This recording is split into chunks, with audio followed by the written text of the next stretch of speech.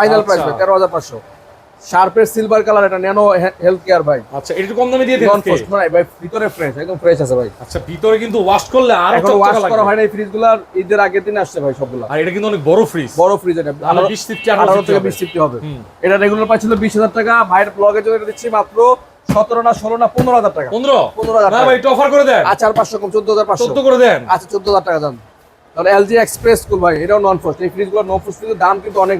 আচ্ছা, এটা কিন্তু ছোটর মধ্যে খুব চমৎকার, ভিতরে কন্ডিশন অনেক ভালো আছে, উপরে ডিপ নিচে নরমাল। নিচে নরমাল। আচ্ছা, লাল কালারের মধ্যে খুবই সুন্দর কালার।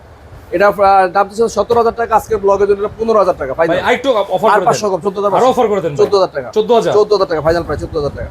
এরপর ভাই ওয়ালটনের মধ্যে দেখেন, কালার প্রিন্টটা দেখেন, গ্রিন কালার, খুব সুন্দর কালার, 100% কভার কন্ডেন্সার। একদম সুন্দর প্রিন্টেড ডিজাইন, 100% কপার কন্ডেন্সার। ভিতরে দেখান, উপরে ডিপ, নিচে হচ্ছে নরমাল। ডিপ এবং নরমাল 50-50 ভাইয়া, 50-50 অলমোস্ট 40-60 এর মতোই।